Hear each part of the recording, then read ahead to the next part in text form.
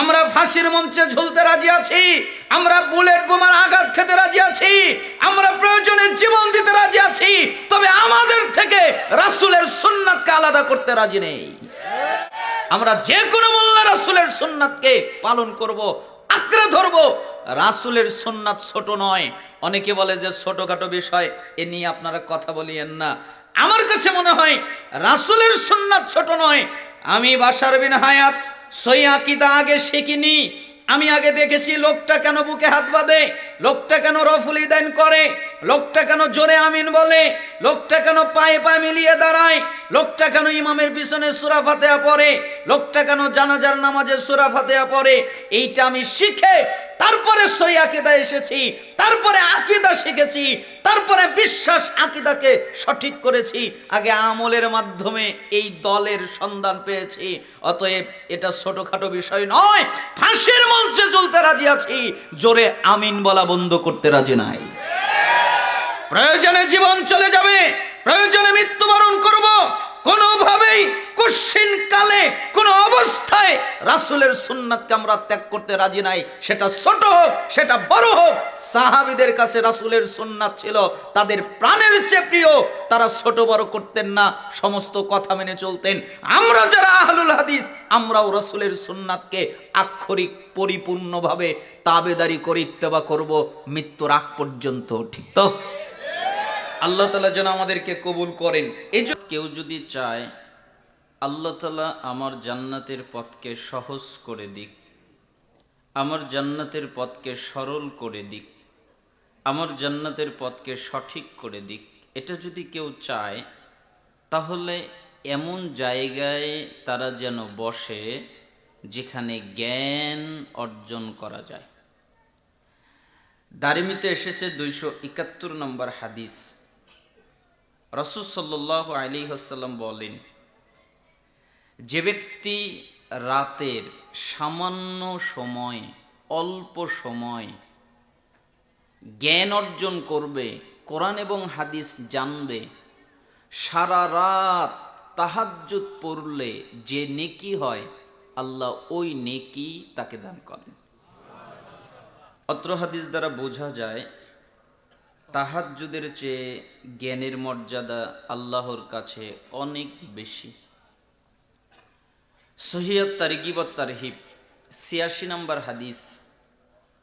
রাসূল সাল্লাল্লাহু আলাইহি ওয়াসাল্লাম বলেন, যে ব্যক্তি মসজিদে যায় কেন?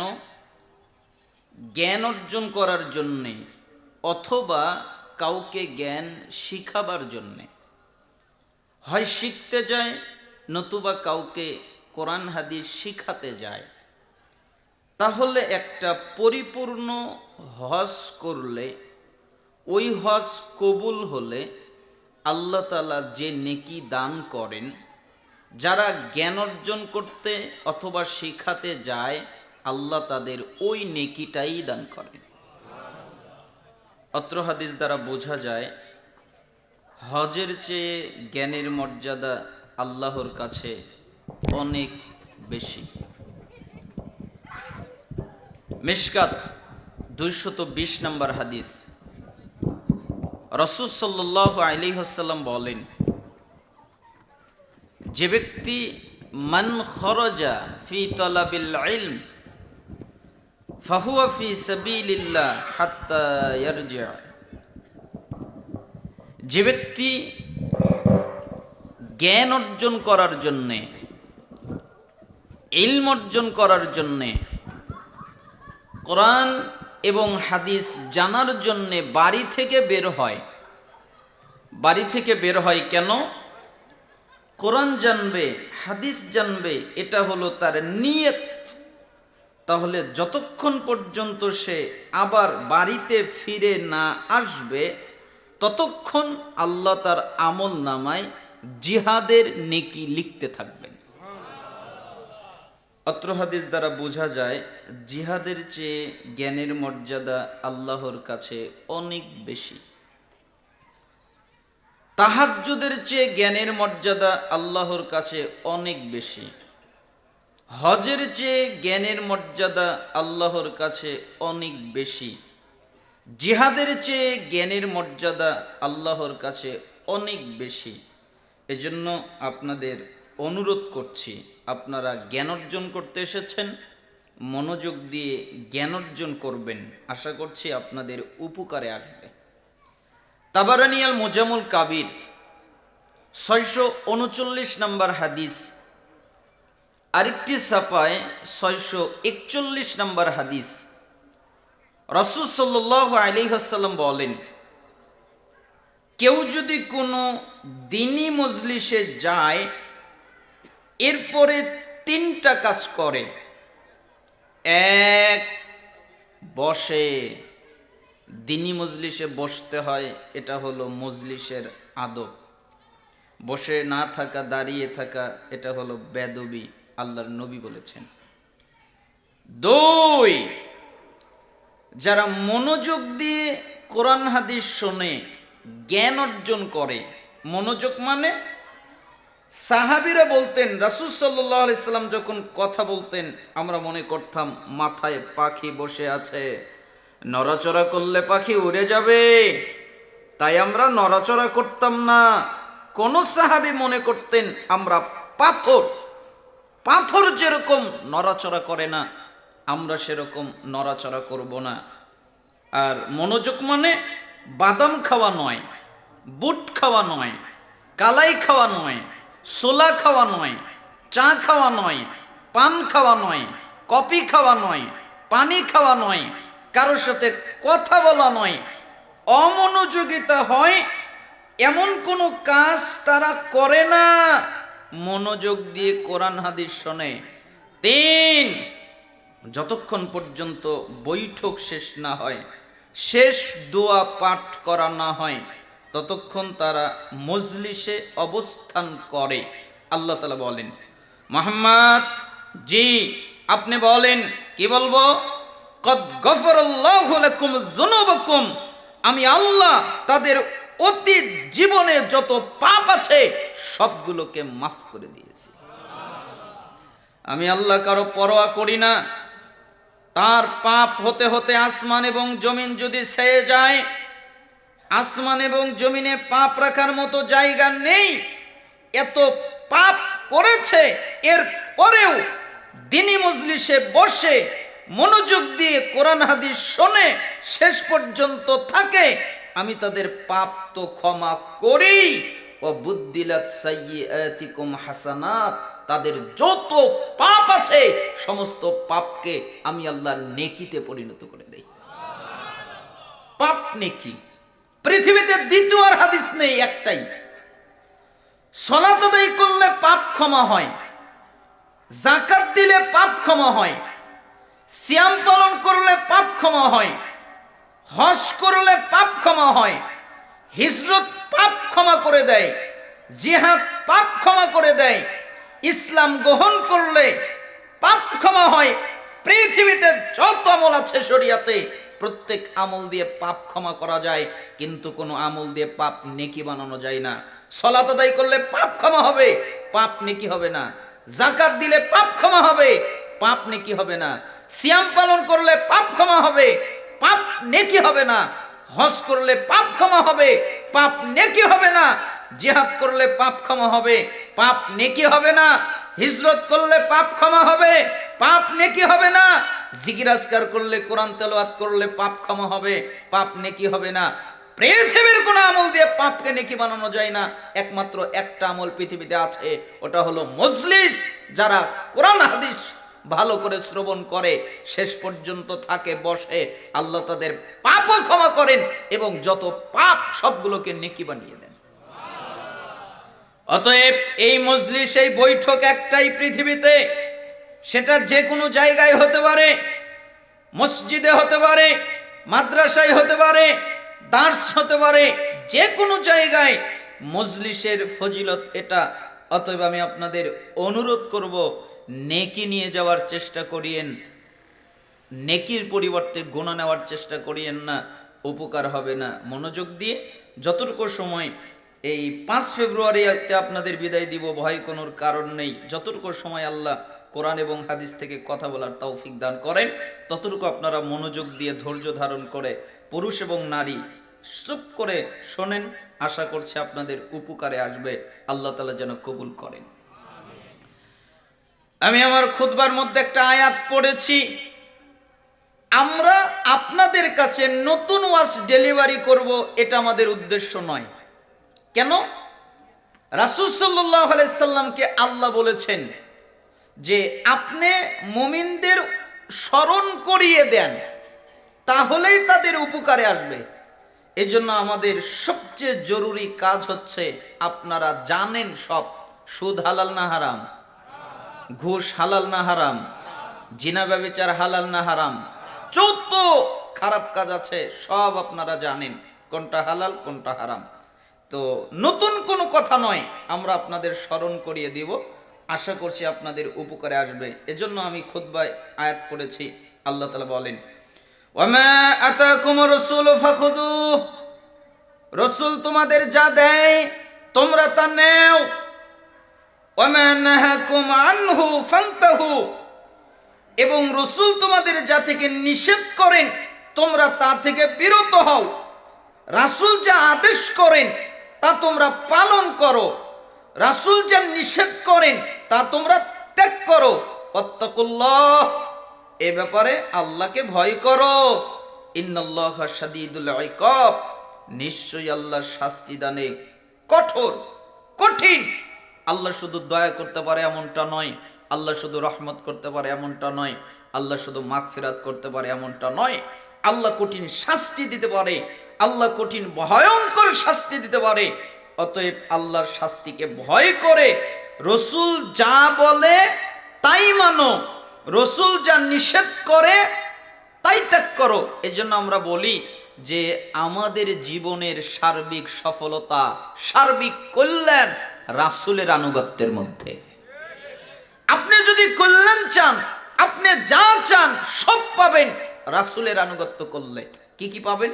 সূরা আলে ইমরান খোলেন, 31 নম্বর আয়াত। আল্লাহ তাআলা বলেন, কুল, হে নবী আপনি বলেন, ইন কুনতুম তুহিব্বুনাল্লাহ, তোমরা যদি দাবি করো আমরা আল্লাহকে ভালোবাসি, এই দাবিতে যদি তোমরা দাবিদার হও, ফাত্তাবিউনি, তাহলে আমার ইত্তেবা করো, আমার অনুসরণ করো, আমার আনুগত্য করো। ইউহিব্বুকুমুল্লাহ, তাহলে আল্লাহ তোমাদের ভালোবাসবেন। ওয়ায়াগফির লাকুম যুনুবাকুম, এবং তোমরা যত পাপ করেছো আল্লাহর সমস্ত পাপ ক্ষমা করে দিবেন। কার আনুগত্য করলে? রাসূলের আনুগত্য করলে আল্লাহর ভালোবাসা পাওয়া যাবে, পাপ থেকে বাঁচা যাবে। সূরা নূর 52 নম্বর আয়াত, ওয়া মান ইউতি'আল্লাহা ওয়া রাসূলাহু ওয়া ইয়াখশাল্লাহ ওয়া ইয়াত্তাকিহি ফাউলাইকা হুমুল ফাইজুন, যে ব্যক্তি আল্লাহর আনুগত্য করে, আল্লাহ যা আদেশ করেন তা পালন করে, আল্লাহ যা নিষেধ করেন তা ত্যাগ করে, রাসূলের আনুগত্য করে, রাসূল যা আদেশ করেন তা পালন করে, রাসূল যা নিষেধ করেন তা ত্যাগ করে, আল্লাহকে ভয় করে।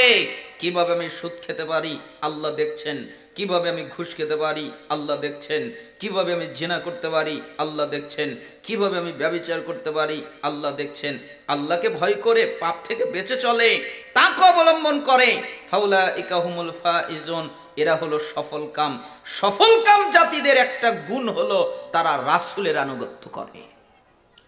যেমন সূরা নিসার 13 নম্বর আয়াত, সূরা আলে ইমরানের 15 নম্বর আয়াত, সূরা ফাতহের 17 নম্বর আয়াত।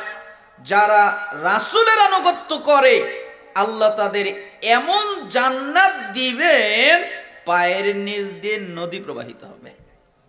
বলেন তো, পায়ের নিচ দিয়ে কি প্রবাহিত হবে? নদী। কেন? রাসূলের আনুগত্য করেছে তাই। সূরা আরাফ 158 নম্বর আয়াত, ফাআমিনু বিল্লাহি ওয়া রাসূলিহিন নাবিয়িল উম্মিয়্যি আল্লাযী ইউমিনু বিল্লাহি ওয়া কালিমাতিহি ওয়াত্তাবিউহু লাআল্লাকুম তাহতাদুন। তোমরা ঈমান আনো আল্লাহর প্রতি, আল্লাহর বার্তাবাহক উম্মি নবীর প্রতি। কেন? যে নবী আল্লাহর প্রতি ঈমান এনেছেন, আল্লাহ যে কিতাব নাজিল করেছেন ওই কিতাবের প্রতি ঈমান এনেছেন, তোমরা ওই নবীর আনুগত্য করো, ওই নবীর অনুসরণ করো, ওই নবীর ইত্তেবা করো, লাআল্লাকুম তাহতাদুন, তাহলে আল্লাহ তোমাদের হিদায়াত দান করবেন। বলেন তো, রাসূলের আনুগত্য করলে কি দান করবেন? হিদায়াত। আপনারা বুঝতে পারেননি, এখানে আমি অনেকগুলো কথা বলে ফেলেছি কয়েকটি আয়াতের মধ্যে, যে রাসূলের আনুগত্য করলে আমরা এই আয়াত থেকে 5টা জিনিস পেয়েই গেছি। কি? 1, আল্লাহর ভালোবাসা, 2, হিদায়াত, 3, পাপ থেকে ক্ষমা, 4, সফলতা, 5, জান্নাত। আবার দেখেন, 1, আল্লাহর ভালোবাসা, 2, হিদায়াত, 3, পাপ থেকে ক্ষমা, 4, সফলতা, 5, জান্নাত। কি করলে? রাসূলের আনুগত্য করলে। আমি মাঝে মধ্যে বলি 5টা লাগবে না, এর একটা যদি কোনো মানুষ পেয়ে যায় তাহলেই ও সফল। আল্লাহর যদি ভালোবাসা পেয়ে যায় আর কিছু লাগবে? অথবা সে যদি হিদায়াত পেয়ে যায় আর কিছু লাগবে? অথবা আল্লাহ যদি তার সমস্ত পাপ ক্ষমা করে দেয় আর কিছু লাগবে? অথবা যদি সে সফলতা পায় আর কিছু লাগবে? অথবা যদি সে জান্নাত পায় আর কিছু লাগবে? এর যে কোনো একটা পেলেই সে সফল। অথচ আল্লাহ তাআলা 5টা কথা বললেন যে রাসূলের আনুগত্য করলে 5টা জিনিস পাওয়া যায়। এজন্য আপনার আর আমার জীবনের সার্বিক কাজ, আবু দাউদের 4607 নম্বর হাদিস, তিরমিজি 2676 নম্বর হাদিস, ইবনে মাজাহ 42 নম্বর হাদিস, ইবনে হিব্বান 5 নম্বর হাদিস, সহিহ তারগিব ওয়াত তারহিব 37 নম্বর হাদিস। রাসূল সাল্লাল্লাহু আলাইহি ওয়াসাল্লাম বলেন, ওয়া ইন্নাহু মান ইয়াইশ মিনকুম বাদি ফাসায়ারা ইখতিলাফান কাসীরা ফাআলাইকুম বিসুন্নতি ওয়া সুন্নাতিল খুলাফাইর রাশিদিন আল মাহদিয়্যিন আদ্দু আলাইহা বিন নওয়াজিজ। শোনো, তোমরা যারা আমার পরে বেঁচে থাকবে, আমি মুহাম্মদ বেশি দিন বাঁচব না, আমি দুনিয়া থেকে চলে যাব, আমি ইন্তেকাল করব। তোমরা যারা আমার পরে বেঁচে থাকবে তারা দুনিয়াতে দেখতে পাবে অনেক ইখতিলাফ, অনেক মতভেদ, অনেক মতানৈক্য, একজনের সাথে আরেকজনের মিল নেই। এক হুজুর এক কথা বলে, আরেক হুজুর আরেক কথা বলে, এক মুফতি এক ফতোয়া দেয়, আরেক মুফতি আরেক ফতোয়া দেয়, একজনের সাথে মিল নেই। যখন তোমরা এই অবস্থানে পড়ে যাবে তখন তোমাদের উপরে আবশ্যক কর্তব্য হলো আমার সুন্নাতকে আঁকড়ে ধরা, আর আমার খোলাফায়ে রাশিদিন যে সুন্নাত রেখে গেছে ওই সুন্নাতকে আঁকড়ে ধরা। কিভাবে? মারির দাঁত দিয়ে কামড়ে আঁকড়ে ধরা। যেভাবে মারির দাঁত দিয়ে কোনো কিছুকে কামড়ে আঁকড়ে ধরলে ওটাকে সরানো যায় না, ছেটানো যায় না, ঠিক তুমি আমলের মাধ্যমে সুন্নাতকে আঁকড়ে ধরবে যেন তোমার থেকে সুন্নাতকে ছোটানো না যায়। এজন্য আমরা বলতে চাই, আমরা ফাঁসির মঞ্চে ঝুলতে রাজি আছি, আমরা বুলেট বোমার আঘাত খেতে রাজি আছি, আমরা প্রয়োজনে জীবন দিতে রাজি আছি, তবে আমাদের থেকে রাসূলের সুন্নাতকে আলাদা করতে রাজি নেই। আমরা যে কোনো মূল্যে রাসূলের সুন্নাতকে পালন করব, আঁকড়ে ধরবো। রাসূলের সুন্নাত ছোট নয়। অনেকে বলে যে ছোটখাটো বিষয়, এ নিয়ে আপনারা কথা বলিয়েন না। আমার কাছে মনে হয় রাসূলের সুন্নাত ছোট নয়। আমি বাশার বিন হায়াত সহিহ আকীদা আগে শিখিনি। আমি আগে দেখেছি লোকটা কেন বুকে হাত বাঁধে, লোকটা কেন রফুল ইদান করে, লোকটা কেন জোরে আমিন বলে, লোকটা কেন পায়ে পায়ে মিলিয়ে দাঁড়ায়, লোকটা কেন ইমামের পিছনে সূরা ফাতিহা পড়ে, লোকটা কেন জানাজার নামাজে সূরা ফাতিহা পড়ে। এইটা আমি শিখে তারপরে সহিহ আকীদা এসেছি, তারপরে আকীদা শিখেছি, তারপরে বিশ্বাস আকীদাকে সঠিক করেছি। আগে আমলের মাধ্যমে এই দলের সন্ধান পেয়েছি। অতএব এটা ছোটখাটো বিষয় নয়।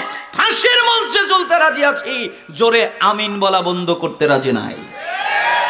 প্রয়োজনে জীবন চলে যাবে, প্রয়োজনে মৃত্যুবরণ করব, কোনোভাবেই কঠিন কালে কোন অবস্থায় রাসূলের সুন্নাতকে আমরা ত্যাগ করতে রাজি নাই। সেটা ছোট হোক, সেটা বড় হোক। সাহাবীদের কাছে রাসূলের সুন্নাত ছিল তাদের প্রাণের চেয়ে প্রিয়। তারা ছোট বড় করতেন না, সমস্ত কথা মেনে চলতেন। আমরা যারা আহলুল হাদিস, আমরাও রাসূলের সুন্নাতকে আক্ষরিক পরিপূর্ণভাবে তাবেদারি করে ইত্তেবা করব মৃত্যুর আগ পর্যন্ত। ঠিক তো? আল্লাহ তাআলা যেন আমাদেরকে কবুল করেন। এজন্য সুন্নাত নিয়ে কয়েকটা আয়াত বললাম আপনাদেরকে উদ্বুদ্ধ করার জন্যে। তো আমি যদি এখন কিছু হাদিস বলি আপনারা পালন করবেন, রাজি আছেন তো? যদিও বা আজকে টপিক দেওয়ার মতো অবস্থা নেই, বিষয়ের উপর আলোচনা করা জটিল কঠিন ব্যাপার। আমরা কয়েকটা নসিহত আপনাদের সামনে উল্লেখ করতে চাই। আজকের আলোচনার প্রথম হাদিস। এই হাদিসটা হলো হাদিস জগতে একটা আশ্চর্য হাদিস। কেন আশ্চর্য হাদিস? কারণ যতগুলো হাদিস গ্রন্থে এসেছে, সমস্ত হাদিসের মধ্যে আল্লাহর নবী উম্মতকে ইঙ্গিত করেছেন, উম্মত এটা করো, উম্মত সেটা করো, উম্মত এই কাজ করো। কিন্তু এই হাদিসের মধ্যে আল্লাহর নবী কোনো উম্মতকে ইঙ্গিত করেনি, স্বয়ং জিবরাইল আমিন রাসূলকে ইঙ্গিত করেছেন। জিবরাইল আমিন কাকে ইঙ্গিত করেছেন? রাসূলকে। এই জন্য মুহাদ্দিসিনে কেরাম এই হাদিসের নামকরণ করেছেন জিবরাইলের নসিহাত। কার নসিহাত? জিবরাইলের। জিবরাইল নসিহাত করলেন। সাহল ইবনে সাদ রাদিয়াল্লাহু আনহু তিনি বলেন, জাআ জিবরিল আলাইহিস সালাম ইলান নবী সাল্লাল্লাহু আলাইহি ওয়াসাল্লাম। একদিন জিবরাইল আমিন আমার কাছে আসলেন, এরপরে আমাকে বললেন, মুহাম্মদ জি, আমি আপনাকে কিছু কথা বলবো, আমি আপনাকে কিছু আদেশ করব, আমি আপনাকে কিছু পালন করার কথা বলবো। বলতে গিয়ে কঠোরতা অবলম্বন করব, বলতে গিয়ে শক্ত ভাষায় বলবো, বলতে গিয়ে জটিল করে বলবো। আপনি কিছু মনে করবেন না, আপনি রাগ করবেন না, আপনি কষ্ট নিবেন না। ঠিক আছে, আপনি কি বলবেন বলেন। তখন জিবরাইল আমিন বললেন, ইয়া মুহাম্মদ, হে মুহাম্মদ, ইসমা শিতা ফাইন্নাকা মাইতুন। শুনেন, আপনি যতদিন খুশি জীবন যাপন করেন, আপনি যতদিন খুশি জীবন যাপন করেন, আপনি যতদিন খুশি জীবন যাপন করেন, কোনো নিষেধাজ্ঞা নেই, কোনো নিষেধ নেই, কোনো নিষেধাজ্ঞা নেই। কিন্তু মনে রাখবেন, আপনি মৃত্যুবরণ করবেন। বলেন তো কি করবে? মৃত্যুবরণ করবে। কে? মুহাম্মদ সাল্লাল্লাহু আলাইহি সাল্লাম, পৃথিবীর সবচেয়ে দামি মানুষ। পৃথিবীর সবচেয়ে দামি মানুষকে মুহাম্মদ সাল্লাল্লাহু আলাইহি সাল্লাম, তিনি মৃত্যুবরণ করবেন।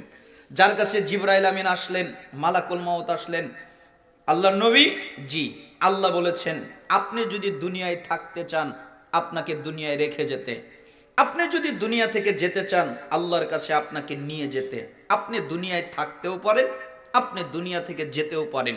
মুহাম্মদ সাল্লাল্লাহু আলাইহি সাল্লাম বললেন, আমি আল্লাহর সাক্ষাৎকে পছন্দ করলাম।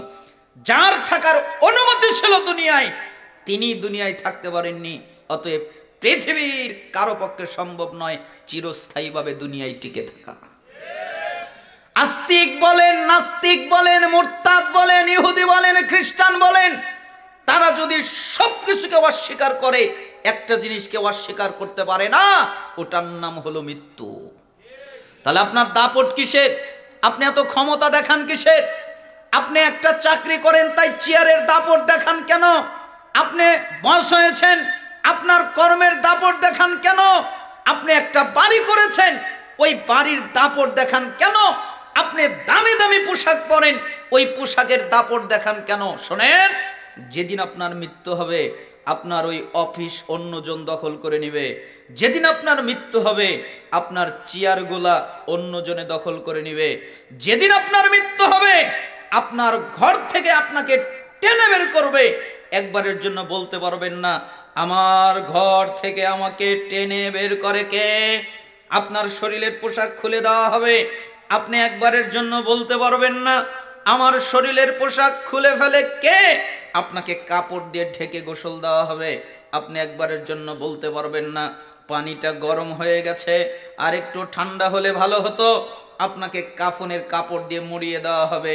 আপনি একবারের জন্য বলতে পারবেন না, আমার মুখের উপর থেকে কাপড়গুলো সরিয়ে দাও, আমার শ্বাস নিতে কষ্ট হচ্ছে, একথা বলতে পারবেন না। আপনি দুনিয়ায় বেঁচে থাকতে মানুষের জানাজার সালাতে উপস্থিত হতেন, পরিস্থিতি উল্টে গেছে। আজকে মানুষজন আপনার জানাজার সালাত আদায় করার জন্য এসেছে। আপনাকে যখন কবরে নামানো হবে, আপনি একবারের জন্য বলতে পারবেন না, শেষবারের মতো দুনিয়ার আসমানটা দেখে নেই। যেটা অক্ষম করে দেয়, যেটা আনন্দ নষ্ট করে দেয়, যেটা উল্লাস নষ্ট করে দেয়। এজন্য রাসূল সাল্লাল্লাহু আলাইহি সাল্লাম বলতেন, আকসিরু যিকরা হাজিমিল লাজ্জাত। যেই বস্তু স্বাদ নষ্ট করে দেয়, যেই বস্তু আনন্দ নষ্ট করে দেয়, যেই বস্তু উল্লাস নষ্ট করে দেয়, ওটাকে স্মরণ করো। ইয়ানিল মউত, ওটা হলো মৃত্যু। বস্তু যা আনন্দ নষ্ট করে দেয়, যা স্বাদ নষ্ট করে দেয়, যা উল্লাস নষ্ট করে দেয়, এটাকে স্মরণ করো। এই জন্য পৃথিবীর মানুষের জন্য সবচেয়ে দামি সত্য কথা হলো তাদেরকে মরতে হবে। মানুষ বলেন, জিবরাইল বলেন, মিকাইল বলেন, ইসরাফিল বলেন, মালাকুল মাউত বলেন, যত প্রাণী রয়েছে আসমানে, যত প্রাণী রয়েছে জমিনে, যত প্রাণী রয়েছে সমুদ্রে, যত প্রাণী রয়েছে আরো বিভিন্ন জায়গায়, যত প্রাণী রয়েছে আল্লাহর সৃষ্টিকৃত, যেটা মানুষ জানে, যেটা মানুষ জানে না, পৃথিবীতে কোনো প্রাণীর চিরস্থায়ীভাবে বেঁচে থাকা সম্ভব নয় একমাত্র আল্লাহ ছাড়া। প্রত্যেকে মরবে, প্রত্যেকে মরবে, প্রত্যেকেই মৃত্যুবরণ করবে। এজন্য জিবরাইল আমিন মুহাম্মদ সাল্লাল্লাহু আলাইহি সাল্লামকে এই কথাটাই বললেন, মুহাম্মদ আপনি মনে রাখেন যতদিন খুশি জীবন যাপন করেন, কিন্তু মনে রাখবেন আপনি মৃত্যুবরণ করবেন।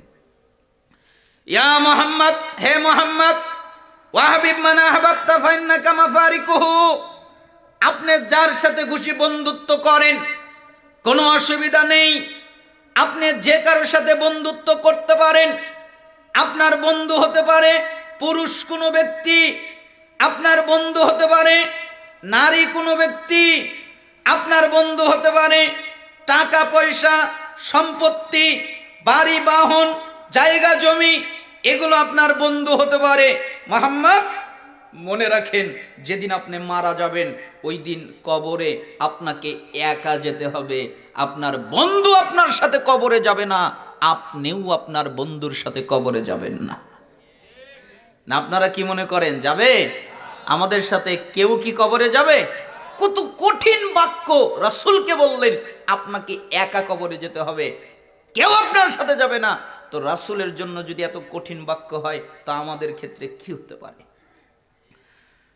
এরপরে জিবরাইল আমিন বললেন, ইয়া মুহাম্মদ, হে মুহাম্মদ, ওয়ামাল মা শিতা ফাইন্নাকা মাজজিয়ুন বিহি, আপনি যে কাজ খুশি সেটাই করেন, যে কোনো কাজ আপনি করতে পারেন, স্বাধীনতা আছে। রাসূলের সাথে তো আর খারাপ বাক্য লাগাতে পারি না, তাই আমাদের দিকে নিয়ে এসে বললাম, আব্দুল্লাহ ইচ্ছা করলে চুরি করো, ইচ্ছা করলে ডাকাতি করো, ইচ্ছা করলে জিনা করো, ইচ্ছা করলে ব্যভিচার করো, ইচ্ছা করলে সুদ খাও, ইচ্ছা করলে ঘুষ খাও, ইচ্ছা করলে নেশাদার দ্রব্য পান করো, ইচ্ছা করলে আরো যত পাপ আছে সব করো, আবার ইচ্ছা করলে ভালো কাজও করতে পারো। মনে রাখো তোমাকে একদিন তোমার রবের সামনে দাঁড়াতে হবে। এ কথাই মুহাম্মদ সাল্লাল্লাহু আলাইহি সাল্লামকে বলছেন, মুহাম্মদ আপনি ইচ্ছা করলে যা মনে চায় তাই করেন, পাপও করতে পারেন, নেকিও করতে পারেন, পাপও করতে পারেন, নেকিও করতে পারেন। দুটি কথা মনে রাখবেন, এক, আপনাকে আল্লাহর সামনে দাঁড়াতে হবে, দুই, আপনি আপনার কর্মের প্রতিফল পাবেন। আমরা কি মনে করি পাবো না? আমরা যেই কাজগুলো করি প্রতিফল পাবো না? পাবো না? আমাদের আল্লাহর সামনে দাঁড়াতে হবে না? হবে না? মানুষজন কেন যে আল্লাহকে ভয় করে না বুঝতে পারি না। হাদিস তারা প্রতিদিন শুনছে, বক্তব্যে শুনছে, মসজিদের খুতবায় শুনছে, মিম্বর থেকে আওয়াজ ভেসে আসছে। রাসূল সাল্লাল্লাহু আলাইহি সাল্লামের সাহাবী ইবনে মাসউদ রাদিয়াল্লাহু আনহু তিনি কত ভয়ঙ্কর কথা বললেন। রাসূল সাল্লাল্লাহু আলাইহি সাল্লাম বলেছেন, লা তাজুলু কদম ইবনে আদম ইয়াউমাল কিয়ামা হাত্তা ইসআল আন খামসিন, কিয়ামতের দিন আদম সন্তান যতক্ষণ পর্যন্ত 5টা প্রশ্নের উত্তর দিতে না পারবে ততক্ষণ পর্যন্ত নড়তে পারবে না। আন আমরিহি ফিমা আফনাহু ওয়া আন শাবাবিহি ফিমা আবলাহু ওয়া আন মালিহি মিন আইনা ইকতাসাবাহু ওয়া ফিমা আনফাকাহু ওয়া মাযা আমিলা ফিমা আলিমা। রাসূল সাল্লাল্লাহু আলাইহি ওয়াসাল্লাম বলেন, এক, তার বয়স আল্লাহকে বুঝিয়ে দিতে হবে। আমি তোমাকে 60 বছর দিয়েছিলাম, আমি তোমাকে 50 বছর দিয়েছিলাম, আমি তোমাকে 70 বছর বাঁচিয়ে রেখেছিলাম। এই বয়সে কার জন্য কি করেছো? আমার জন্য কি করেছো এটা আমাকে বুঝিয়ে দাও। দুই, আমি তোমাকে যৌবনকাল দিয়েছিলাম, 18 বয়স থেকে নিয়ে 40 বছর পর্যন্ত, এটা হলো যৌবনকাল। যৌবনকাল কার জন্য ব্যয় করেছো এটা আমাকে বুঝিয়ে দাও। আমি তোমাকে টাকা পয়সা অর্থ সম্পদ দিয়েছিলাম, তুমি এগুলো উপার্জন করেছিলে, টাকা পয়সা অর্থ সম্পদ কোন পথে ব্যয় করলে এটা আমাকে বুঝিয়ে দাও। আমি তোমাকে টাকা পয়সা দেওয়ার পরে এটা কোন পথে ব্যয় করলে এটা আমাকে বুঝিয়ে দাও। আমি তোমাকে ইলম দিয়েছিলাম, জ্ঞান দিয়েছিলাম, তুমি কি ইলম অনুযায়ী আমল করেছিলে? তুমি জানতে সুদ হারাম, তাহলে কি ত্যাগ করেছিলে? তুমি জানতে ঘুষ হারাম, তাহলে কি ত্যাগ করেছিলে?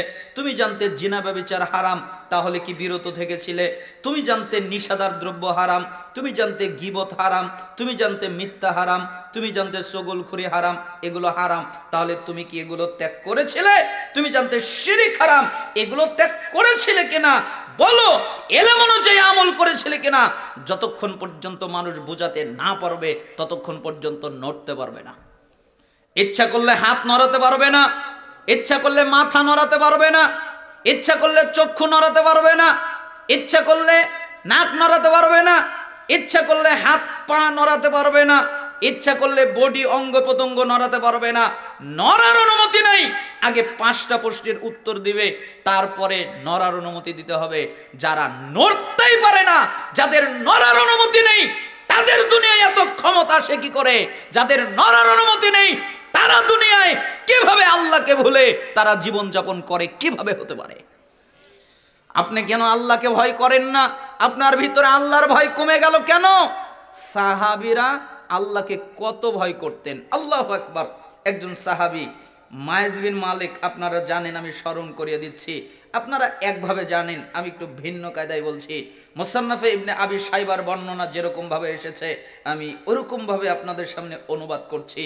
যে একটা সাহাবী মায়েজ বিন মালিক আল্লাহর নবীর কাছে আসলেন, মুহাম্মদ জি আপনি আমাকে পবিত্র করেন।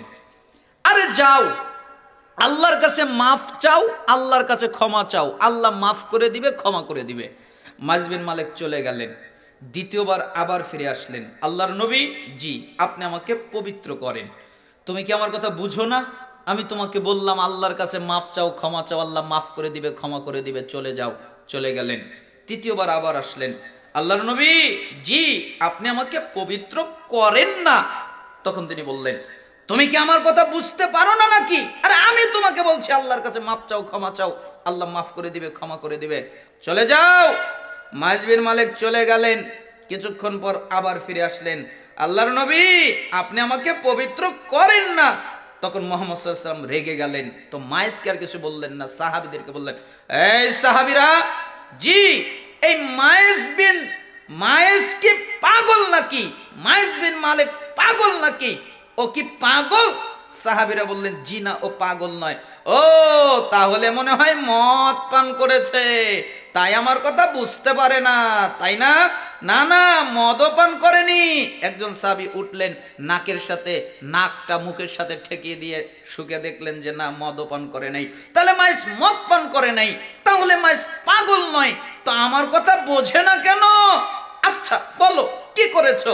তখন মাইজ বিন মালিক বললেন, আল্লাহর নবী মানুষ যেটা বৈধভাবে করে আমি ওটা অবৈধভাবে করেছি, আমি জিনা করেছি।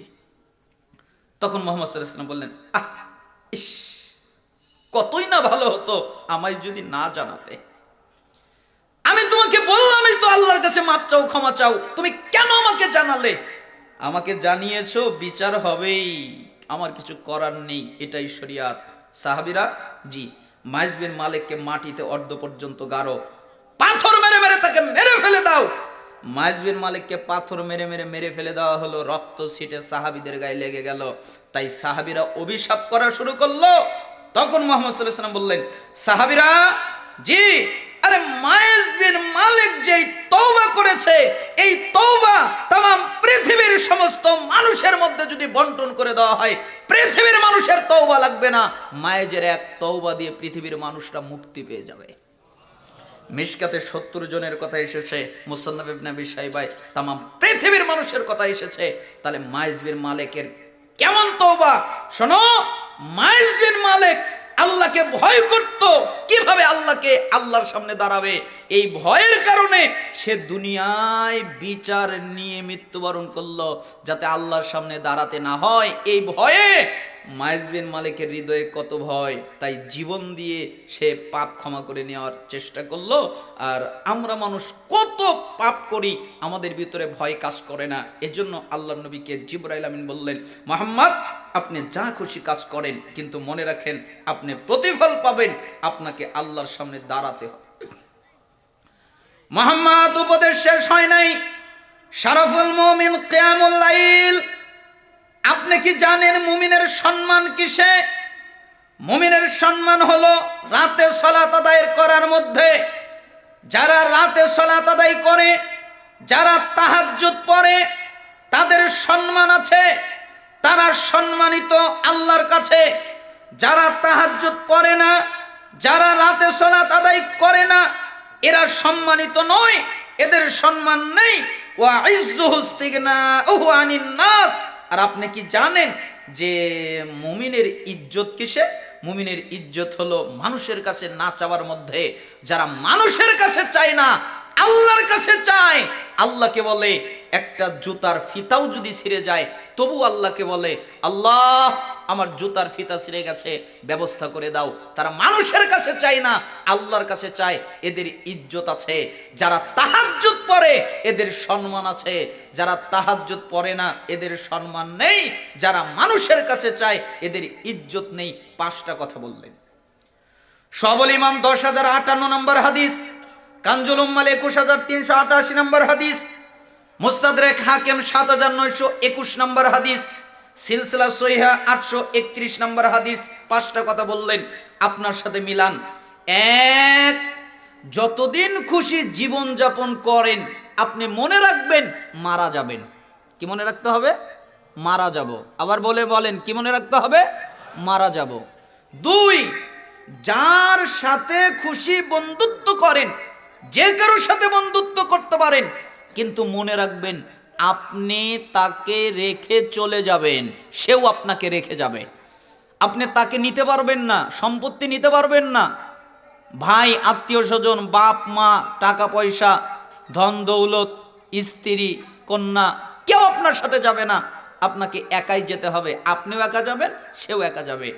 3, আপনি যেই কাজ খুশি সেটাই করেন। ইচ্ছা করলে হারাম করতে পারেন, স্বাধীনতা আছে। ইচ্ছা করলে নেকিরটাও করতে পারেন। এটা মনে রাখবেন, অবশ্যই আপনাকে আল্লাহর সামনে দাঁড়াতে হবে এবং আপনি প্রতিফল পাবেন। 4, আপনি যদি চান আল্লাহ আমাকে সম্মানিত করুক, তাহলে তাহাজ্জুদ পড়বেন। 5, আপনি যদি চান আল্লাহ আমাকে ইজ্জত দান করুক, তাহলে মানুষের কাছে কিছু চাইবেন না, আল্লাহর কাছে চাইবেন। আল্লাহ তাআলা আমাদের এই হাদিসের উপরে আমল করার তৌফিক দান করুন। আজকের আলোচনার দ্বিতীয় হাদিস, এই হাদিস একটু ব্যতিক্রম। কেন ব্যতিক্রম? কারণ যতগুলো হাদিস এসেছে এইরকম ভাবে আল্লাহর নবী কোনোদিন ডাক দেয়নি, এইরকম ডাক কোনো হাদিসে আসেনি। এই একটা হাদিসেই এসেছে। আবু হুরায়রা রাদিয়াল্লাহু আনহু তিনি বলেন, রাসূল সাল্লাল্লাহু আলাইহি সাল্লাম বলেছেন, মান আখাযা আন্নী হাউলাইল কালিমাত ফায়ামালু বিহিন্না আও ইউআল্লিমু মান ইয়ামালু বিহিন্না। সাহাবীরা কে আছে আমার কথা শুনবে, কে আছে আমার কথা আমল করবে, কে আছে আমার কথা আরেকজনের কাছে পৌঁছে দেবে। কয়টা ডাক দিলেন? 3টা ডাক। কে আমার কথাটা শুনবে? এজন্য সালাফরা বলতেন এই হাদিস শুনলে 3টা কাজ ওয়াজিব হয়ে যায়। 1, মনোযোগ দিয়ে শোনা।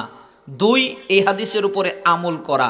3, এই হাদিস আরেকজনের কাছে পৌঁছে দেওয়া। 3টি কাজ জরুরি হয়ে যায়। কেন? আল্লাহর নবী 3টা ডাক দিলেন। কে আমার কথা শুনবে, কে আমার কথা অনুযায়ী আমল করবে, কে আমার কথাটা আরেকজনের কাছে পৌঁছে দেবে। তখন আবু হুরায়রা বললেন, কুলতু আনা ইয়া রাসূলুল্লাহ ফাখাযা বিয়াদি ফাদ্দা খামসান। আল্লাহর নবী আমি আছি তো, আপনি যে বলবেন আমি তা গ্রহণ করব, আপনি যে বলবেন আমি তা আমল করব, আপনি যে বলবেন আমি তা আরেকজনের কাছে পৌঁছে দেব। এই কথা যখন বললেন, আল্লাহ রাসূল সাল্লাল্লাহু আলাইহি ওয়াসাল্লাম আবু হুরায়রার হাত ধরলেন, এরপর গুনে গুনে 5টা কথা বললেন। তিনি বললেন, তোমরা যদি 5টা কাজ করো আল্লাহ তোমাদের 5টা পুরস্কার দেবে। কয়টা কাজ? দামি পুরস্কার। 5টা কাজ যদি করতে পারেন, 5টা কাজ যদি আপনি পারেন করতে, আল্লাহ আপনাকে কয়টা পুরস্কার দেবে? 5টা দামি পুরস্কার। 1, ইত্তাকিল মাহারিমা তাকুন আবাদান নাস। তোমরা কি আল্লাহর ওলি হতে চাও? তোমরা কি আল্লাহর ইবাদত গুজার বান্দা হতে চাও? তোমরা কি আল্লাহর বন্ধু হতে চাও? তোমরা কি আল্লাহর ভালোবাসার পাত্র হতে চাও? তোমরা কি আল্লাহর প্রিয় ব্যক্তি হতে চাও? তোমরা কি আল্লাহর ওলি হতে চাও? তাহলে শোনো, হারাম ত্যাগ করো, বিনিময়ে আল্লাহ তোমাদের অলি বানিয়ে দিবেন। বলেন তো কি বানিয়ে দিবেন? অলি। কি ত্যাগ করলে? হারাম। হারাম ত্যাগ করবেন। হারাম ত্যাগ করার জন্য আপনাদেরকে একটা সহজ কথা বলে দেই। একটা লোক ইব্রাহিম ইবনে আদহাম রাহিমাহুল্লাহর কাছে আসলো।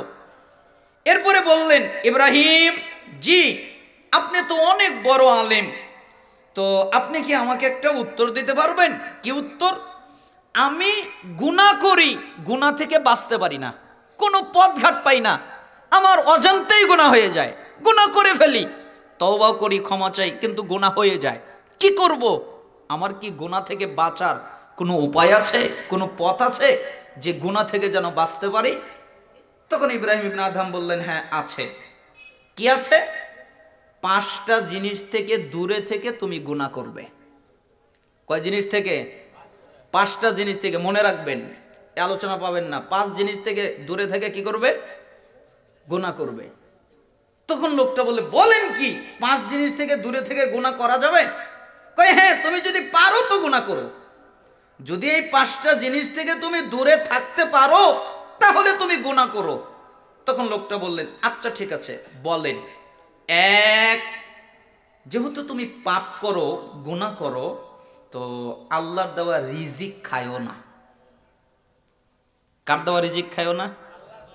আল্লাহর দেওয়া রিজিক খায়ও না।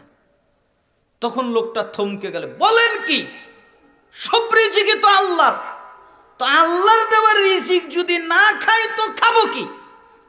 কয় ওটা তো আমি জানি না, যেহেতু তুমি পাপ করবে তো আল্লাহর দেওয়া রিজিক খাবা না।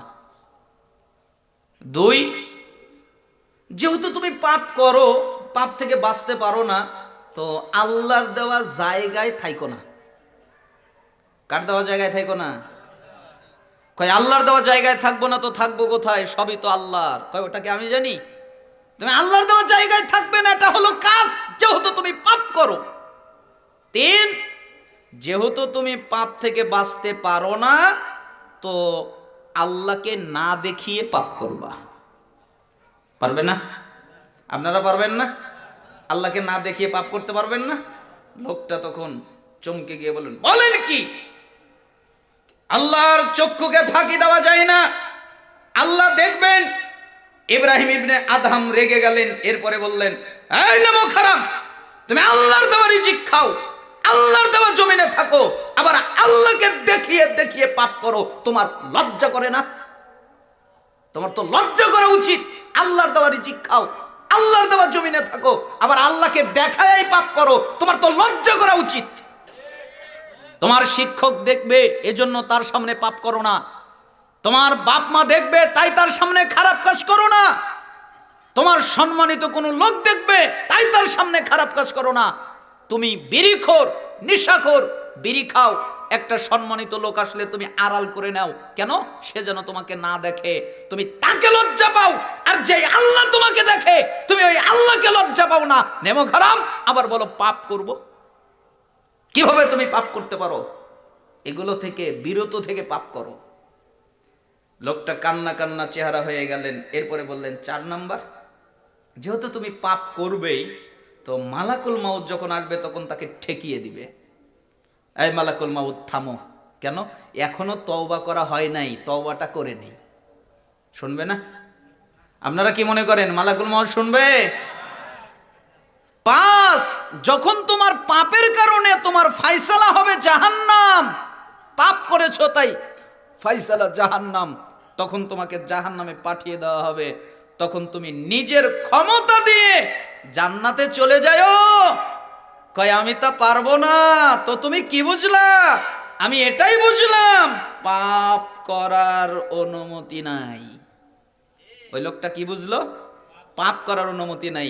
আমি আল্লাহর দেওয়া রিজিক না খেয়ে থাকতে পারবো না, আমি আল্লাহর দেওয়া জমিনে না থেকে বাঁচতে পারবো না, আমি আল্লাহকে না দেখিয়ে পাপ করতে পারবো না, আমি মালাকুল মাউতকে ঠেকাতেও পারবো না, আমি নিজের ক্ষমতা দিয়ে জান্নাতেও যেতে পারবো না। তাই আমি ওয়াদা করলাম, আজকের পর থেকে আমি কোনোদিন পাপই করব না।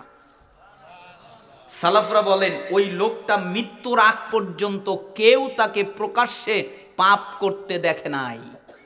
এটা হলো প্রতিক্রিয়া। তা আপনার যদি পাপ করার ইচ্ছা মনে জাগে, তাহলে এই 5টা কথা আপনি মনে রাখবেন, 5টা কথা আপনি স্মরণ করবেন, তারপরে আপনি পাপ করেন যদি আপনি বাঁচতে পারেন।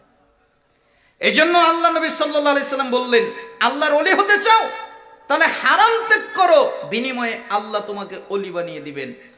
অর্দা বিমা কসামাল্লাহু লাকা তাকুন আগনান নাস। 2, তুমি কি ধনী হতে চাও, আল্লাহ আমাকে ধনী বানিয়ে দিক, এটা কি চাও? তাহলে শোনো, তোমার তাকদিরে যা আছে তুমি তার উপরে খুশি থাকবে, বিনিময়ে আল্লাহ তোমাকে ধনী বানিয়ে দিবেন। তাকদিরে খুশি থাকলে আল্লাহ কি বানিয়ে দেয়? ধনী। ধনী মানে যার 100 কোটি টাকা আছে সে ধনী নয়, 100 কোটি আছে আরো 100 কোটি লাগবে, ও ধনী। ঠিক মতো ঘুম হয় না, ঠিক মতো খেতে পারে না, ঠিক মতো এটা করতে পারে না, সেটা করতে পারে না। আর একটা কামলা দিয়ে খায় দিন মজুর মানুষ, 1000 টাকা ইনকাম করে শান্তির খাবার খায়, শান্তির ঘুম হয়, তার কোনো টেনশন নাই, কোনো পেরেশানি নাই, এই লোকটাই হলো ধনী। এই জন্য তাকদিরে খুশি থাকো, আল্লাহ তোমাকে ধনী বানাবেন, অন্তরে ধনীর শান্তি দান করবেন, অন্তরে ধনাত্মটার শান্তি দান করবেন, আল্লাহ তোমাদের অন্তরটাকে ধনী বানিয়ে দিবেন। এই জন্য তাকদিরে খুশি থাকবে। ওয়াহসিন ইলা জারিকা তাকুন মুমিনা। তুমি কি চাও আল্লাহ আমাকে মুমিন বানিয়ে দিক, সত্যিকারের মুমিন হই, এটা কি চাও? তাহলে শোনো, তোমার প্রতিবেশী যারা, তাদের সাথে ভালো আচরণ করবে, তাদের সাথে সুন্দর আচরণ করবে, তাদের সাথে উত্তম আচরণ করবে, তাহলে বিনিময়ে আল্লাহ তোমাদের সত্যিকারের মুমিন বানিয়ে দিবে। আপনার প্রতিবেশী যদি আপনার কাছ থেকে নিরাপদ না থাকে, প্রতিবেশী যে কেউ হতে পারে, হিন্দু হতে পারে, খ্রিস্টান হতে পারে, বৌদ্ধ হতে পারে, ইহুদি হতে পারে, নাসারা হতে পারে, কাফের হতে পারে, মুশরিক হতে পারে, মুসলিম হতে পারে, যেই হোক, আপনার প্রতিবেশী যদি আপনার হাত থেকে নিরাপদ না থাকে, তাহলে আপনার বুঝতে হবে আপনি সত্যিকারের মুমিন নয়। কেন? আপনার প্রতিবেশী আপনার থেকে নিরাপদ নয়। এজন্যই রাসূল সাল্লাল্লাহু আলাইহি সাল্লাম আদর্শ শিক্ষা দিয়েছেন। উম্মতের আদর্শ মানে এত চমৎকার আদর্শ, একটা হাদিস মনে পড়ে গেল, মুসলিমের 2564 নম্বর হাদিস। আবু হুরায়রা রাবি, তিনি বলেন, লা তাহাসাদু, তোমরা পরস্পর হিংসা করো না, ওয়ালা তানাজাসু, তোমরা দুজনের মধ্যে দালালি করে দাম বাড়িয়ে দিও না, ওয়ালা তাবাগাদু, তোমরা নিজেদের মধ্যে বিদ্বেষ রেখো না, ওয়ালা তাদাবারু, তোমরা কেউ কারো পিছু নিও না, ওয়ালা ইয়াবি বাদুকুম আলা বাইবাত, তোমরা কারো বেচা কেনার সময় আকবেরে কেনা বেচা করো না, ওয়াকুনু ইবাদাল্লাহি ইখওয়ানা, তোমরা আল্লাহর বান্দা ভাই ভাই হয়ে যাও। আল মুসলিম আকুল মুসলিম, মুসলমান মুসলমানের ভাই, লা ইয়াজলিমুহু, মুসলমান মুসলমানের উপরে জুলুম করতে পারে না, ওয়ালা ইয়াখযিলুহু, মুসলমান মুসলমানকে তুচ্ছ তাচ্ছিল্য করতে পারে না, সহায়হীন ভাবে সম্বলহীন ভাবে ছেড়ে দিতে পারে না, ওয়ালা ইয়াকযিবুহু, মুসলমান মুসলমানের সাথে মিথ্যা বলতে পারে না, ওয়ালা ইয়াহকিরুহু, মুসলমান মুসলমানকে হেয় করতে পারে না। আত্তাকওয়া হা হুনা ওয়া ইউশিরু ইলা সাদরি সালাসা মাররাতিন, এই কথা বলে বুকের দিকে ইঙ্গিত করে রাসূল বললেন, তাকওয়া এখানে, তাকওয়া এখানে, তাকওয়া এখানে। বিহাসবি ইমরিইম মিনাশ শাররি আইয়াহকিরা আকাহুল মুসলিম, প্রত্যেক মুসলমানের খারাপ হওয়ার জন্য এতটুকু যথেষ্ট, সে আরেকজন মুসলমানকে খারাপ বলে। কেউ যদি আরেকজন মুসলমানকে খারাপ বলে, তাহলে ও খারাপ নয়, আমি খারাপ। কেন? আমি আরেকজনকে কেন খারাপ বললাম? কুল্লুল মুসলিম আলাল মুসলিমে হারাম দামুহু ওয়া মালুহু ওয়া ইরদুহু, প্রত্যেক মুসলমানের উপরে হারাম, অপর মুসলমানের জন্য মুসলমান মুসলমানের রক্ত বের করতে পারবে না, মুসলমান মুসলমানের সম্পদ নষ্ট করতে পারবে না, মুসলমান মুসলমানের সম্মান নষ্ট করতে পারবে না। এজন্য এটা মুসলমানের চরিত্র, আদর্শ, মুসলমান এরকম হতে হয়। তাই আল্লাহর নবী বললেন, তুমি কি প্রকৃত মুমিন হতে চাও? তাহলে প্রতিবেশীর সাথে ভালো আচরণ করো, বিনিময়ে আল্লাহ তোমাকে সত্যিকারের মুমিন বানিয়ে দিবেন। ওয়াহিব্বালিন নাস মা তুহিব্বু লিনাফসিকা তাকুন মুসলিমা। 4, তুমি কি চাও আল্লাহ আমাকে প্রকৃত মুসলিম বানাক, সত্যিকারের মুসলিম বানাক, এটা কি চাও? যদি এটা চাও তাহলে শোনো, নিজের জন্য যা পছন্দ করো অপরের জন্য তাই পছন্দ করবে। নিজের জন্য পছন্দ, আমাকে কেউ গীবত না করুক, তাহলে তুমি কারো গীবত করবে না। নিজের জন্য পছন্দ আমাকে কেউ কষ্ট না দিক, তাহলে তুমি কাউকে কষ্ট দিবা না। নিজের জন্য পছন্দ আমার সম্মান কেউ নষ্ট না করুক, তাহলে তুমি কারো সম্মান নষ্ট করবা না। নিজের জন্য পছন্দ আমার সম্পত্তি কেউ মেরে না দিক, তাহলে তুমি কারো সম্পত্তি মারবা না। নিজের জন্য যা পছন্দ করবা, অপরের জন্য তাই পছন্দ করবা, তাহলে বিনিময়ে তুমি প্রকৃত মুসলিম হয়ে যাবা। ওয়ালা তুকসিরুদ দাহিক ফাইন্না কাসরাতাদ দাহিক তুমিতুল কলব। আর অতিরিক্ত হাসবা না, বেশি হাসবা না। বেশি হাসলে হৃদয় মরে যায়, বেশি হাসলে অন্তর মরে যায়। এজন্য অতিরিক্ত হাসা যাবে না, বেশি হাসা যাবে না। 5টা কথা বললেন। মিশকাত 5171 নম্বর হাদিস, তিরমিজি 2305 নম্বর হাদিস। 1, আল্লাহর ওলি হতে চাও তাহলে হারাম ত্যাগ করো, বিনিময়ে আল্লাহর ওলি হবে। 2, ধনী হতে চাও তাহলে তাকদিরে খুশি থাকো, বিনিময়ে ধনী হয়ে যাবে। 3, মুমিন হতে চাও প্রতিবেশীর সাথে ভালো আচরণ করো, মুমিন হয়ে যাবে। 4, মুসলিম হতে চাও নিজের জন্য যা পছন্দ করো, অপরের জন্য তাই পছন্দ করো, মুসলিম হয়ে যাবে। 5, অতিরিক্ত হাসবা না, বেশি হাসবা না। বেশি হাসলে হৃদয় মরে যায়, অন্তর মরে যায়। অতএব আল্লাহ তাআলা আমাদেরকে এই হাদিসের উপরে আমল করার তৌফিক দান করুন। হে আল্লাহ, আমাদের যারা অসুস্থ তাদের শিফায়ে কামিলা